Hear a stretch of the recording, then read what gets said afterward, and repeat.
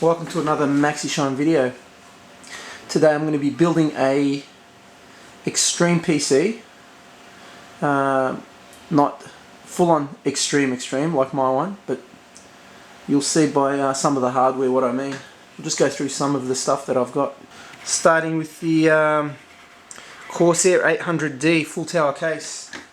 Awesome case, probably one of the most recommended cases for modding. We have EVGA's X58 3-way SLI, Gigabyte HD 5770. This is the silent cell one, no fan at all, so I'm trying to build a super quiet PC. We have a little surprise there with the R there. Also some 6 gig Dominator 2000 MHz modules, and that's the HX 1000 watt power supply sitting on top of a Core i7 Extreme 6 core CPU. Now this is the surprise I was talking about. This is a solid state drive, but it's a PCI Express solid state drive, and I have a fascination with hard drives, so I've gone and tried something different. We'll have a look at what this looks like inside in a separate video. This is going to be a nice addition to this computer. Of course, sitting here, the X58, we're going to go ahead and start building this computer. Now when I say extreme, it is an extreme PC, but it's not a super extreme. I don't know, maybe someone can come up with a word on a super extreme PC, and that's probably what I'd classify as a super extreme. That's the SR2 with Tri-480s and everything you can imagine, water cooled a lot. Also sitting there with 3 30-inch Samsungs. Some of you already know what I'm running, with all the Logitech gaming stuff, G19, G9X. But back to the extreme build, the X58. Not a top of the range motherboard, still a very good motherboard. We're not going to be running SLI, Tri-Cell or anything because it's my wife's PC, like I said. Now the reason I opted, if some of you are asking, why did you go for a 5770 when there's so much better cards out there?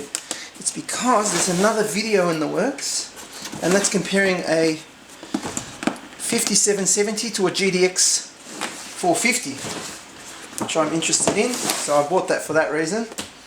And seeing that my wife's not a gamer, choice of graphical cards for her doesn't really matter. But I still think a 5770 is pretty good stuff. Looking at the contents, we've gone through all this, but just for the sake of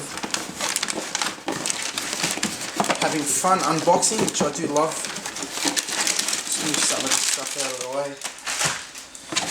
We're going to have a look at a brand new X58. Now the reason this is brand new, this was my old motherboard, and what happened was one of the RAM slots decided not to read memory anymore, so I've returned it and I've received a brand new one which went towards the build, and it was convenient for me because I already upgraded to the SR2. Such a small motherboard in comparison to the SR2, but still EVGA make the nicest looking, coolest looking motherboards on the market today. A title originally held by XFX, which used to be my favourite motherboard, but I do love EVGA at the moment. They make the coolest stuff. There you go, that's going to sit in the Corsair 800D. Go ahead and do that.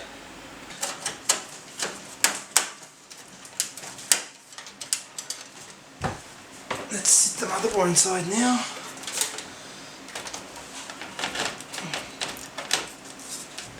There you go.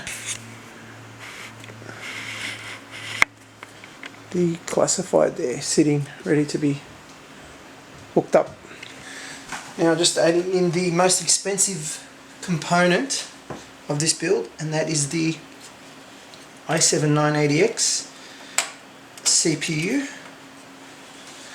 It's a 6-core processor,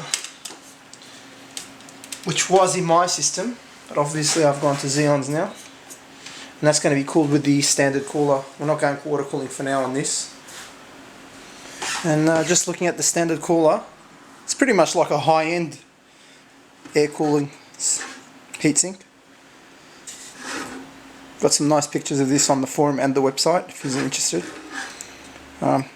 LED fan at the front. Pretty standard looking cage there, but I'm sure it does the job. You can see there the copper heat pipes and the mounting bracket there. So I'll go ahead and install that. I'm now making use of the removable rear, because otherwise I would have had to take off the motherboard to put the rear bracket on. Comes with 3N tape already, so you just put that backing on.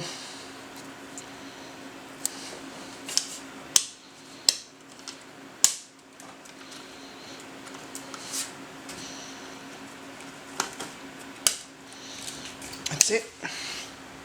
We're going to just install the heatsink now. You can see the sleeve cable there from factory. Done most of the wiring. Have the power supply at the bottom. HX1000. See all the sleeved cables already, and not much else in there. But you can see even down the bottom all the USB connectors are all tucked away nicely as well. I'm even going to put heat shrink on that. I don't even want to see any coloured wires on this. Now this is the 5770 installed there, and all the standard stuff. It's a lot easier when the computer's not so cramped with things to look nice. Now we've just got the 2000 megahertz C8 6 gig modules in there as well. You can see there the Revo drive installed, one of the PCI lanes there. You've got to set the boot drive to SCSI as first boot, and also you've got to burn a CD with the drivers for the thing and press F2 as it boots up. Not a straightforward process, but I'm sure the performance will make up for it. That's the system on the other angle. Very neat. Took my time on this build. Overall the system looks pretty awesome. Getting jealous of my missus' computer. Not that she's gonna really appreciate all of this. She wanted the best stuff. I think your camera pretty cool.